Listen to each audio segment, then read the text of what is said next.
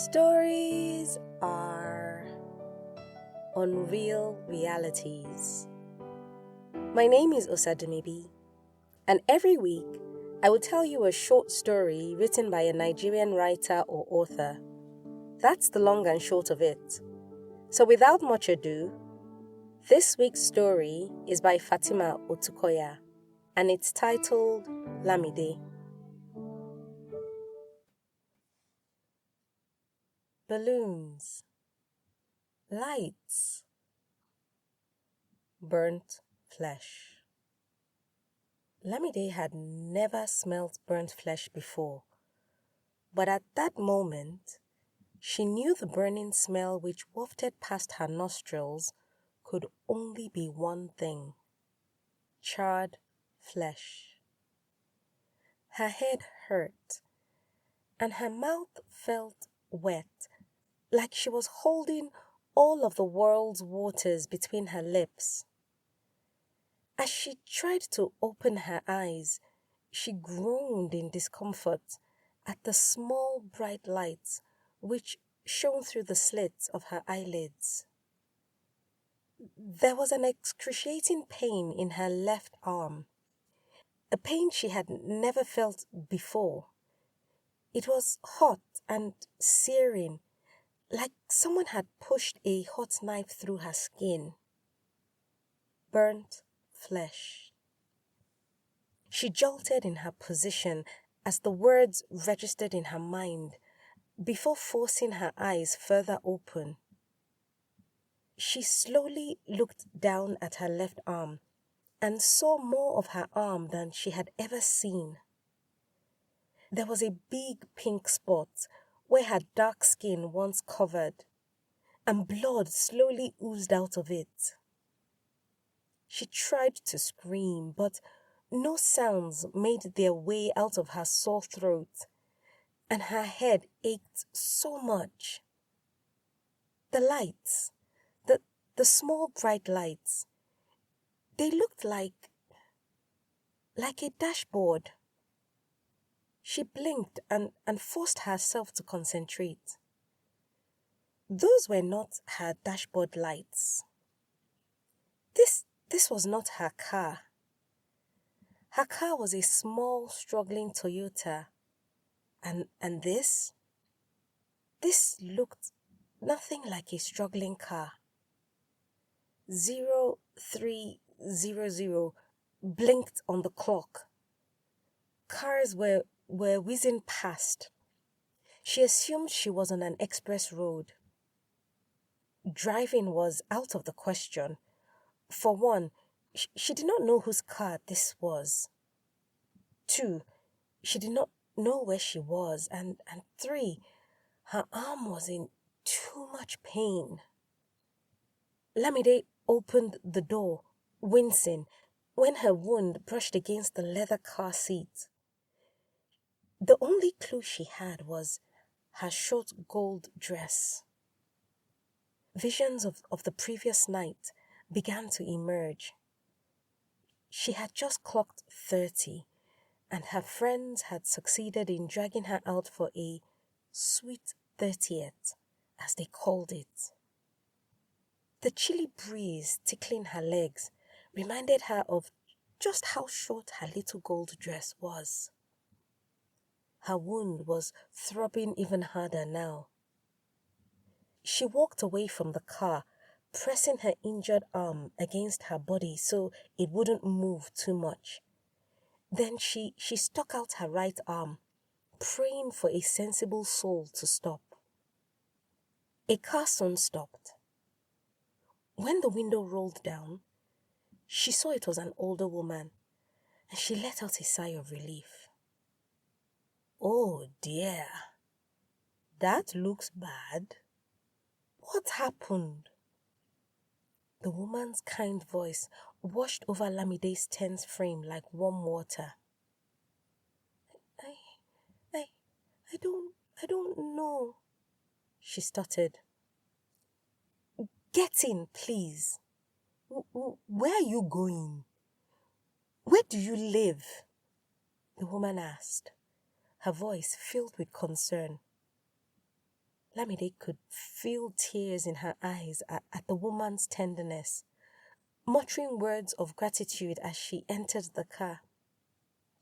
Um, um, I live in Surulere, Lamide replied to the woman's earlier question, and of all the reactions she was expecting, the woman's shriek was not one of it. Surulere! Child, you are in Akure, Ondo? Lamide felt herself go a little faint. Don't panic. Let's get you home first and take care of that nasty wound, the woman said, rubbing a hand on her thigh. Lamide nodded, drifting off into a fatigue-induced sleep. Lamide woke up when she felt the car stop. Her face furrowed in confusion when she saw that the car was now a small blue keke. How? Lamide began. We are here. My children will help you with that injury. The woman cut in like she was oblivious to the change in their transport. Lamide looked around, becoming more confused when she saw a little mud house sandwiched between two large duplexes. What are you looking at? Get down, dear, the woman said when Lamide sat unmoving. She stepped down from the keke, still cradling her arm. The woman led her into the mud house, muttering something about children forgetting to expand. BC! Bolu! I don't know what you use your heads to do. Expand this house for me, Jare, she shouted into the tiny space. Mommy! It is Bolu! I've been telling him! A tiny feminine voice started. BC, when will you stop lying? A deeper voice countered. Lamide could not see the children, and it seemed like their replies came from within the walls of the house. I don't care who did what. I said expand, the woman shouted again, raising her hands in the air. And like a very weird dream, the space which was mud and clay slowly expanded. Chairs morphed out of the walls, bulbs dropped from the ceiling, and Lamide stared at this expansion with her mouth hanging open, and her legs increasingly feeling like rice sacks filled with sand. When the children finish, they will help you with that nasty injury and take you to your room. Do you hear? The woman said to her as she walked off into a foaming corridor before turning a corner to goodness knows where. Lamide wanted to call out to her to come back, to tell her that she really wanted to go back to the random express road where she had been found, that she did not mind taking her chances on the highway and all the dangers which came with it.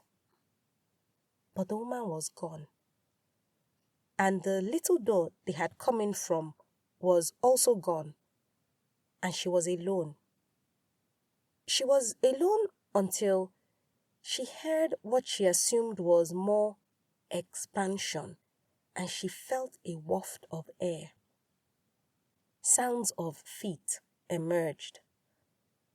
The mystery children. Auntie, Oya, come and sit down. Mommy said we should heal you. Two childlike voices called behind her in synchrony. Lamide slowly turned around, whispering a prayer, hoping the children were holding a first aid box and not an axe. Because everyone who has read The Shining knows the danger of synchronized children. And Lamide had read The Shining. In fact, it was her favorite book because something about horror and gore made her giggle like a little girl. But when she saw the woman's children, she did not giggle. There was nothing remotely funny about the 5-foot bat-looking children standing before her. Why is she staring like that? One of the children asked, looking at Lamide with disdain, like the fearful face and fast-flowing tears were absolutely uncalled for. I don't know, BC. She looks like she's going to faint. The other child replied, whispering, What? Me?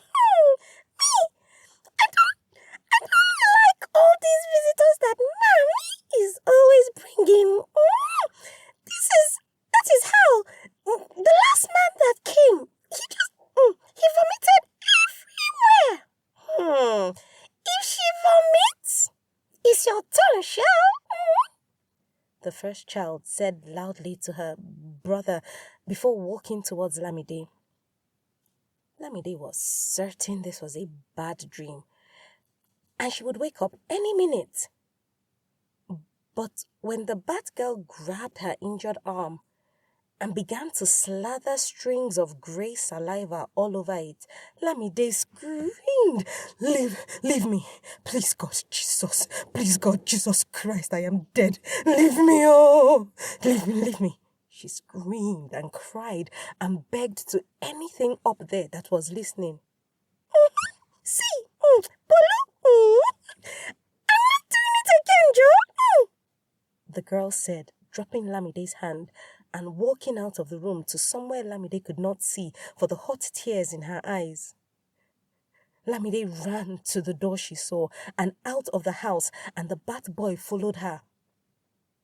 Auntie, you have to calm down. Let us just do this thing and you'll be on your way, he called after her. Lamide still screamed. Nothing he said registered in her mind. All she knew was that she wanted to get out and away. Auntie, stop now, he said again, and Lamide screamed even louder because he was now magically standing in front of her. Bolu, why are you stressing? Leave her to scream, Joe. The bat girl, suddenly appearing from nowhere, was standing right beside her brother. Lamide fell to the road. Please, God, please, she said repeatedly, her eyes to the ground, her body curled up in the fetal position. She stayed that way for a while, frozen, until she looked up and realized she was all alone. And she quickly scrambled to her feet, trying to find her way in the darkness.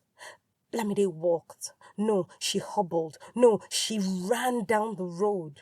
Her brain and body seemed detached, her movement haphazard. She continued making her way down the road, frantically wiping the unyielding tears obscuring her vision. Her arm felt like it burned even more, but she was too scared to look down at it for fear that the bat girl had terrified it. Lamide could not tell how long she was running for, nor could she bring herself to look back to see if the children lingered behind her. A piercing loud sound jolted her thoughts back to her immediate surroundings, and she saw a bright flickering light ahead. She quickened her steps, trying to get to the source, hoping someone else would help her. Someone actually normal. No, please. Just please, no. Lamide whimpered when she finally got to the light. It was the woman and her children, and the flickering light was beaming out of their mouths.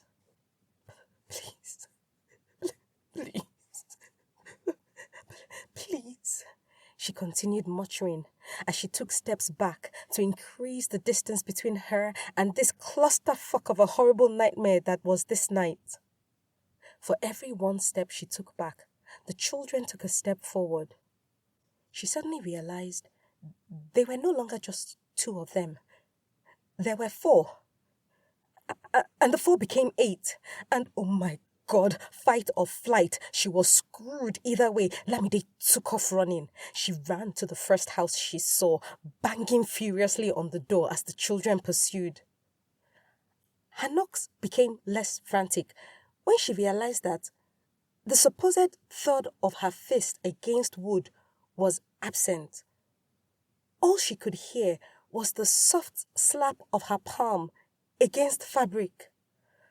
She collapsed into it, watching in horror as the fabric tore from whatever heavenly clips were holding them in place. All the houses around her, if they could even be called that, slowly fell, along with her hope of staying alive. All that remained, besides her, the woman and her minions, was a vast blackness. She lay there, crumpled in the strange material of houses, weeping as the children neared her. "Auntie, just calm down," they repeatedly called out with their loud, silent voices, and Lamide tried to stand up, or at least gather strength in her limbs to be able to shuffle back on the ground. But she was tired, and she felt empty, like whatever energy she had left had been extracted. The children closed in and were directly over her. Lamide kept screaming, but it was weak and void of energy. The last thing she saw was an assortment of black and blue tongues slithering towards her. 1 minute and 30 seconds. Cool. People hardly last that long. The voice of the simulation guy who helped Lamide strap into her seat welcomed her back. She opened her eyes to see him and her sister Lamide. "I told you that I would beat your time," she said, smirking at the younger woman who stood holding a phone to her face. "Well, at least I did not scream so much," her sister retorted, sticking her tongue out at her. "You just wait until Caleb sees this video," she giggled, tapping her phone screen and sending it off to Lamide's fiancé. "Now that we have done the stupid VR thing, and I have duly proven to you that I am the more resilient sister, can we go and do what I want now? Plus, it is my birthday," Lamide said, dragging her younger sister away from the "I need a cool name for simulator chair" and out of the latest VR arcade which had just opened at the mall. "Hey, it's not stupid. It is," Lamide protested, trying to wriggle out of her sister's grasp. "It is the future of the world. Yeah, Lamide. Tequila shots await," Lamide interjected, laughing and shaking her head at her sister's obsession with unreal realities. Fatimah Otukoya is a 19-year-old author and aspiring surgeon. She spends most of her time being a student and the rest of it writing and reading what she can. Her first book, titled Prompts and Promises, was released in 2021. It is an e-collection of 10 prose pieces inspired by her friends, interests, and dreams. A link to purchase her book is in the episode description. You can connect with her and read more of her work on Instagram at I Think I Am a Nerd, with a full stop in between each word. That is I.think.I.am.a.nerd. And on Medium under the pen name Dabira. If you've got a story you would like to be featured on this podcast, or a published book you want to make into an audiobook, send me a message at Osadumebi on either Facebook, Instagram, LinkedIn, or Twitter. I look forward to collaborating with you. And if you've enjoyed this week's episode, tell a friend that stories are a good escape for a few minutes each week.